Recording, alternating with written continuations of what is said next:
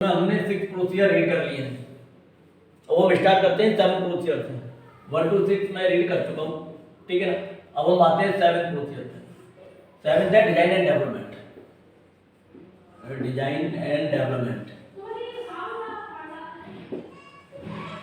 ठीक है। ये है 7 प्रोसीजर डिजाइन एंड डेवलपमेंट। हाँ, तो 1 से 6 तक हमने स्टडी कर लिया। अब हम बात करने वाले हैं आगे की। तो 7 का आपका जो मैंडेटरी प्रोसीजर है वो है डिजाइन डेवलपमेंट।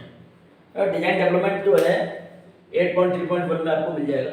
लेकिन डिजाइन डेवलपमेंट क्या है कि ये जो यहाँ पे R&D है या फिर जिसकी इस पे क्या ड्राइंग असाइनेबिलिटी है, ड्राइंग की जिसके बाद अथॉरिटी है, उसके लिए ये एप्लीकेबल है। यहाँ लोग क्या करते हैं, जो मोस्टली जो टायर 1 इंडस्ट्री होती है वो क्या करती हैं, इनमें उन्हें क्या मिल जाता है, इनमें उन्हें एक्सक्लूजन मिल जाता है डिजाइन एंड डेवलपमेंट में। डिजाइन डेवलपमेंट में आप टायर 1 प्रोसीजर जो किसी दूसरी कंपनी का प्रोडक्ट बना रही है जिसकी डिजाइन अपनी है ही नहीं है, तो वहाँ पे ये एप्लीकेबल नहीं है, ठीक है। तो लेकिन ये मैंडेटरी प्रोसीजर आप सबको पता होना चाहिए 8.3.1, ठीक है। अगला है स्पेशल कैरेक्टरिस्टिक। जो ड्राइंग में आपकी जो स्पेशल कैरेक्टरिस्टिक है उनके प्रिकॉशन में आप क्या क्या करने वाले हैं, उसके लिए उन्होंने स्पेशल कैरेक्टरिस्टिक को भी आइडेंटिफाई करने के लिए क्या किया हुआ है, डिफाइन किया हुआ है 8.3.3 में कि आपको सारे स्पेशल कैरेक्टरिस्टिक मालूम होने चाहिए, आइडेंटिफाई होने चाहिए, PFME में, कंट्रोल प्लान में, WI में, नीचे डाउन लाइन तक आपको लेवल में इंफॉर्मेशन कम्युनिकेशन बराबर होनी चाहिए। तो ये सारी चीज़ें आपकी जो स्पेशल कैरेक्टरिस्टिक जो प्रोसीजर है 8333, ठीक है। अगला है supplier selection process. Supplier selection process 84.1.2। तो सप्लायर सिलेक्शन क्राइटेरिया आपको डिसाइड करना है अपने ऑर्गेनाइजेशन का कि किसी सप्लायर को कैसे आपको सिलेक्शन करेंगे, उसका क्या क्राइटेरिया होगा। कभी कभी उसमें कस्टमर भी इन्वॉल्वेशन होता है और कस्टमर कहता है कि कस्टमर अप्रूवल जो सप्लायर होते हैं वही ले सकते हैं, लेकिन कभी कभी कस्टमर आपको फ्रीडम देता है कि नहीं आप अपना सिलेक्शन क्राइटेरिया बनाओ, आप जो दे देंगे उसे मैं वेरीफाई करूँगा और मैं आगे प्रोसेस में अपनी लिस्ट में अप्रूव कर दूंगा। तो ये कई तरीके हैं इसके। तो इसमें भी एक आपको डिफाइन करना है प्रोसीजर बना के, इसके जो प्रोसीजर क्या परचेज के जो प्रोसीजर होते हैं उसमें सप्लायर सिलेक्शन का क्राइटेरिया दिया होता है, ठीक है। तो ये प्रोसीजर बनाया जाता है, इसमें सब सप्लायर सिलेक्शन और भी काफ़ी जरूरी नहीं है कि आपके पास 21 प्रोसीजर हो। प्रोसीजर में रिक्वायरमेंट कवर होनी चाहिए, चाहे वो 8 में हो जाए, चाहे वो 11 में हो जाए, चाहे 12 में हो जाए। ये मैंडेटरी नहीं है कि आपके 21 मैंडेटरी प्रोसीजर होने चाहिए। ये मैंडेटरी है कि जो 21 जो आप मैंडेटरी जो रिक्वायरमेंट है वो आपके प्रोसीजर में कवर होने चाहिए, ठीक है ना। ये भी अगर कोई आपसे पूछता है कि 21 मैंडेटरी प्रोसीजर है तो जरूरी है कि 21 प्रोसीजर बने होने चाहिए, ऐसा कहीं नहीं। आप 21 प्रोसीजर नहीं है कोई चलेगा, लेकिन ये नहीं चलेगा कि जो 21 की जो रिक्वायरमेंट है वो प्रोसीजर में फुलफिल होनी चाहिए। चाहे आपके 10 में कवर हो जाए, ये बोलते क्या करते हैं 2 रिक्वायरमेंट को एक प्रोसीजर में कवर कर लेते हैं, कर सकते हैं, नो इशू, ठीक है। तो भी हम बात करने वाले थे सप्लायर सिलेक्शन प्रोसेस 84.1.2। ऐसी आउटसोर्स प्रोसेस जो बाहर से आप किसी से कोई जॉब वर्क करवा रहे हो तो उसके लिए भी आपको एक प्रोसीजर डेवलप करना पड़ेगा, एक SOP डेवलप करनी पड़ेगी। तो उसके लिए आपको क्या फॉलो करना है 84.1। अगर करवा रहे हैं तो, नहीं करवा रहे तो ये आपके लिए एप्लीकेबल नहीं है।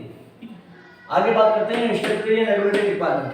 स्टैट्यूटरी एंड रेगुलेटरी रिक्वायरमेंट आपको 8422 एक क्लॉज बनाया गया है कि अगर कोई रिक्वायरमेंट ऐसी है जो लोकल या रीजनल कोई भी आपकी लीगल कंप्लायंस फुलफिल करती है तो आपको उसके लिए भी प्रोसीजर बनाना होगा। आगे है सप्लायर मॉनिटरिंग। सप्लायर की मॉनिटरिंग का भी प्रोसीजर चाहिए कि उसका कितना PPM है, उसका क्या ट्रेंड है, आप उसे कैसे जस्टिफाई करेंगे, उसका एक क्राइटेरिया आपको बनाना पड़ेगा। तो उसके लिए अगला जो प्रोसीजर है वो दिया हुआ है सप्लायर मॉनिटरिंग प्रोसीजर। अब आप ये देख रहे होंगे 8 वाले क्लॉज में अभी हम बात कर रहे थे केवल कंटेक्ट ऑर्गेनाइजेशन में 1 है, सपोर्ट में 5 है, ठीक है। लेकिन यहाँ पे क्या है 1 2 3 4 5 6 आपके ये हो गए, क्योंकि और भी है 8th क्लॉज। तो ये 8th क्लॉज है जो ऑपरेशन है, इसमें सबसे ज्यादा मैंडेटरी क्लॉज आपकी रिक्वायरमेंट है 11। आगे हम उसके बारे में पढ़ेंगे। टोटल कितनी है 11। अगर आप देख रहे हैं तो एक यहाँ पूरी होती है, 5 ये हो गई तो कितनी होगी 6 और अगर 11 होगी कितनी होगी 70। तो सबसे बड़ा जो मैंडेटरी प्रोसीजर की रिक्वायरमेंट है वो मेरे ऑपरेशन में बनती है। ऑपरेशन में सबसे ज्यादा मेरे प्रोसीजर हैं कितने हैं 11। अभी हमने कितने रीड किए हैं 1 2 3 4 5 6, केवल 6 हैं। अभी हम आगे और बढ़ेंगे, ठीक है ना। तो आपको पहले 1 और 6 का रिवाइज करा देता हूँ। सबसे पहले हमारा क्या है प्रोडक्ट सेफ्टी, जो क्लॉज नंबर 4 में था। अब हमारे सपोर्ट में हमारे 5 5 मेंटेनेंस प्रोसीजर डिफाइन किए गए थे। तो एक एक करके आपको बात करते हैं। सबसे पहले था आपका कैलिब्रेशन, दूसरा ट्रेनिंग, तीसरा इंटरनल ऑडिटर कॉम्पिटेंसी, और क्या था, हाँ, एम्प्लॉय मोटिवेशन, ठीक है ना, और इंजीनियरिंग स्पेसिफिकेशन। ये टोटल 5 किसमें थे, सपोर्ट में। अब हम बात करते हैं ऑपरेशन में। ऑपरेशन में अभी हमने कितने दिए, अभी हमने 6 स्टडी किए हैं। Design and development, special characteristic, supply selection, output process, स्टेटरी and regulatory requirement, और अगला है सप्लाई मॉनिटरिंग। अब हम आगे बात करते हैं ऑपरेशन में ये वो सारी चीजें।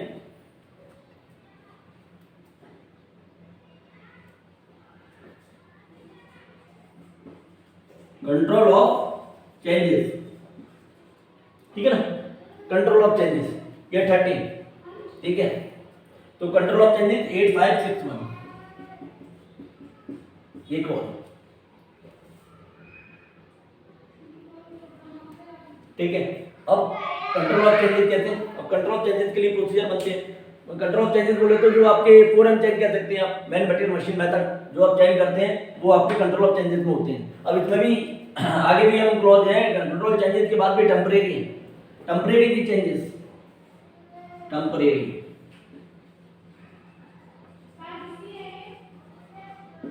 टेम्परेरी चेंजेस 85611, ठीक है। और फोरम चेंज में टेम्परेरी चेंज, आप कुछ टाइम के लिए भी चेंज कर रहे हो तो भी आपको उसका प्रोसीजर बनाना ही होगा।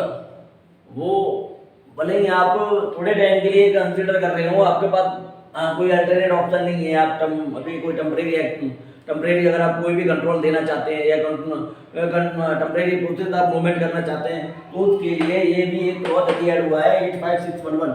मैं आपको ये बता दूं, ये टेम्परेरी चेंज इसलिए ITM में ऐड किया गया है ताकि कुछ लोग क्या करते थे कि आपके उनके पास क्या कंटीजेंसी नहीं होती थी, तो कंटीजेंसी को क्या करते थे, वो डिफाइन नहीं करते थे।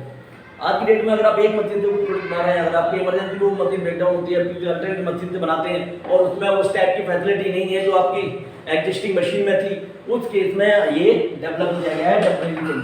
अगर आपको कोई भी टेम्परेरी चेंज करना है, थोड़े टाइम के लिए करना है, जितने टाइम तक आपकी मशीन अदर अल्टरनेट पे आपकी ब्रेकडाउन रहती है, दूसरी मशीन पे आपको चलाना है, क्रिटिकल है आपके लिए, तो आप उस केस में टेम्परेरी चेंजेस फॉलो करेंगे।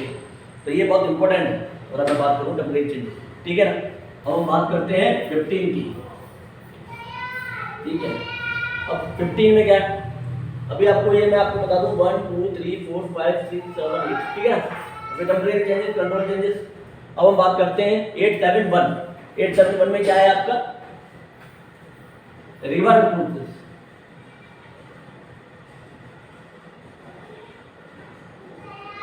तो 8.7.1, ठीक है ना। तो 8.7.1 में आपको बात कर रहे हैं रिवर प्रोसेस की, और आखिरी और लास्ट करूँ तो 8.7.1.4 है ये टोटल, ठीक है। ये रिवर प्रोसेस, अगर आप रिवर कर रहे हैं तो उसका भी आपके पास प्रोसीजर होना चाहिए। बहुत से लोग रिवर करते हैं, आपके ना पेंट में मोस्टली मैं देखता हूँ कि लोग रिवर करते हैं कि आउटपुट उनका क्या है ना, मोस्टली क्या है, अगर पेंट थोड़े से डिफेक्ट आ जाते हैं तो उसको रिकवर करके दोबारा रिवर करके उसे फिनिश गुड में कन्वर्ट कर दिया जाता है। तो ये जितना भी जो रिवर का आपका प्रोसीजर है उसका भी एक आपको प्रोसीजर डिफाइन करना है। रिवर के बाद अगला है रिपेयर।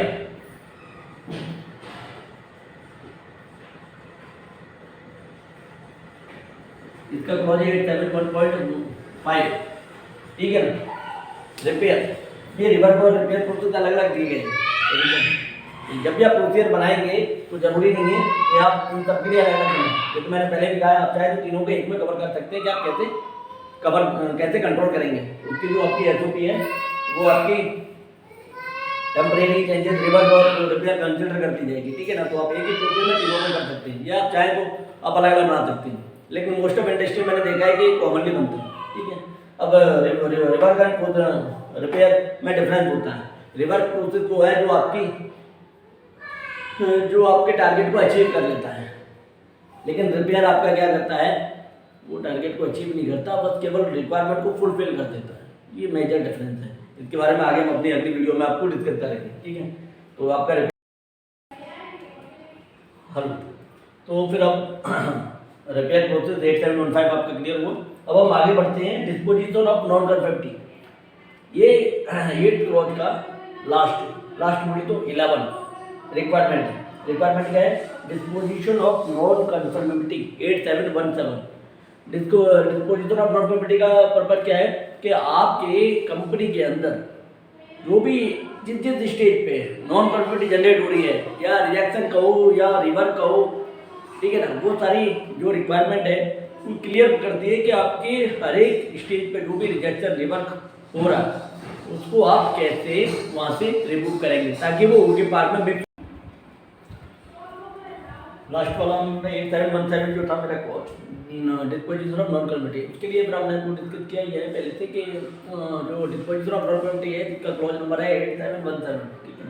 तो इसमें हम क्या करेंगे कि जितना भी रिजेक्शन है उसकी मॉनिटरिंग रहती है कि आप उसको कैसे डिस्पोज करेंगे, उसका आपका मेथड क्या रहेगा आपके इंटरनल प्लांट में। तो उसके लिए पूरा एक एसओपी डिफाइन किया जाता है जिसकी मैंडेटरी रिक्वायरमेंट डिफाइन की गई है ताकि ओके और मिक्सअप पार्ट आपका मूवमेंट होकर कस्टमर एंड पर जाए नेक्स्ट प्रोसेस में मूव ना हो, इसके लिए डिफाइन किया हुआ, ठीक है। अब इस तरह से मेरे टोटल 11 ऑपरेशन के मैंडेटरी प्रोसीजर डिफाइन होती है। अब हम बात करते हैं परफॉर्मेंस वैल्यूएशन। इसमें केवल एक है जो है internal audit program. Internal audit program जो है वो आपको मैंडेटरी प्रोसीजर है। मैंडेटरी प्रोसीजर क्यों है, वो मैंडेटरी रिक्वायरमेंट इसलिए है क्योंकि आपको अपने इंटरनल ऑडिट प्रोग्राम जनरेट करना है, बनाना है और उसमें सारे ऑडिटर को कवर करना है, सारी शिफ्टों को कवर करना है। और उसमें एक प्रोसेस होता है कि आपको इतने दिन पहले कंफर्म करना है प्लान, ठीक है। तो आपको कोई इंडस्ट्री में 15 दिन पहले होता है, किसी इंडस्ट्री में 10 दिन पहले होता है, कभी कोई 1 वीक बिफोर। तो मिनिमम क्राइटेरिया है कि 10-15 दिन पहले ही आपको इन्फॉर्म करना है और प्रोग्राम बनाना है, उसको ऑडिटर को कन्वेंस करना है और उनका अप्रूवल लेना है। उसके बाद फिर आप अपना ऑडिट प्रोग्राम जनरेट करेंगे। उसके बाद ऑडिट प्रोग्राम जनरेट करने के बाद ऑडिट करनी है हर एक स्टेट वाइज में जाके, हर एक डिपार्टमेंट में। और जो बंदा है सेल्फ ऑडिटर अपने डिपार्टमेंट की ऑडिट नहीं कर सकता और इसीलिए ऑडिटर को ये कन्वेंस करना है कि अपने एरिया में वो ऑडिटर ना बने, ठीक है। तो ये सारी चीज़ें रिक्वायरमेंट होती है। फिर उसके बाद क्लोजर की रिक्वायरमेंट होती है कि क्लोजर आपको कितने दिन के अंदर देने हैं, ठीक है। और करेक्टिव एक्शन के उसके बाद फीडबैक का जो भी आपका ऑडिटर होगा या फिर जो भी आपने असाइन किया होगा बंदा वो उस इफेक्टिवनेस को वेरीफाई करेगा। ये सारी चीज़ें जो है इंटरनल ऑडिट प्रोग्राम में दी होती है, ठीक है, ताकि हम इंटरनल अपना इम्प्रूवमेंट कर सकें।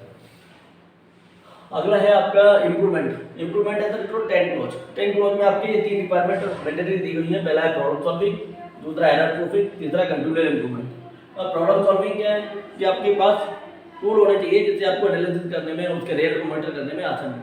तो इसके लिए भी आपके पास एक एसओपी डेवलप होनी चाहिए, ठीक है। अगला है एरर प्रूफिंग। एरर प्रूफिंग क्या है, जो भी आपके लाइन में जो आपने कंट्रोल लगा रखे हैं, जो आपके कस्टमर प्रेफर्ड है या आपके इंटरनल कॉस्ट प्रेफर्ड है या आपके सेविंग प्रेफर्ड है, ऐसा जो भी है वो आपके जो इंटरनल ऑडिट में आप लोग क्या करते हैं अपने इंटरनल प्लांट में एरर प्रूफिंग मतलब बुका लगाते हैं, उसकी वेरिफिकेशन चलती है। तो वो डिपेंड और होता है कि किस टाइप का कम्प्लेक्स है, उस हिसाब से उसकी फ्रीक्वेंसी डिसाइड होती है। और एरर प्रूफिंग के लिए आपके पास कंट्रोलिंग के लिए एक एसओपी होनी चाहिए, ठीक है। अगला है आपका कंट्रोल इम्प्रूवमेंट। जो भी आपने अचीव कर लिया उससे आगे एक स्टेप आप क्या करेंगे, अचीव करने के लिए क्या प्लान बनाने वाले हैं, क्या इंप्रूवमेंट आप करने वाले हैं, वो लिस्ट डाउन करके और उसके बारे में भी एक एसओपी जनरेट होती है। इंटरनल इम्प्रूवमेंट आप कैसे करेंगे, क्या पाथवे रहेगा, कैसा तरीका होगा आपका, वो सारी चीज़ें डिस्कशन होती है कंट्रोल इम्प्रूवमेंट में। इस तरह से टोटल आपके जो क्लॉज है, अगर हम सारे के अगर ये क्लॉज जो हमने आपने रीड किए सब मिला के 21, ठीक है ना। तो सब मिला के 21 मैंडेटरी रिक्वायरमेंट जो आइडेंटिफाई करके आपको बताइए। अगर आपकी कोई क्वेरी है तो आप मुझे मैसेज कर सकते हैं, मैं उसे सॉल्व करने की कोशिश करूँगा। थैंक यू, फिर मिलते हैं नेक्स्ट वीडियो।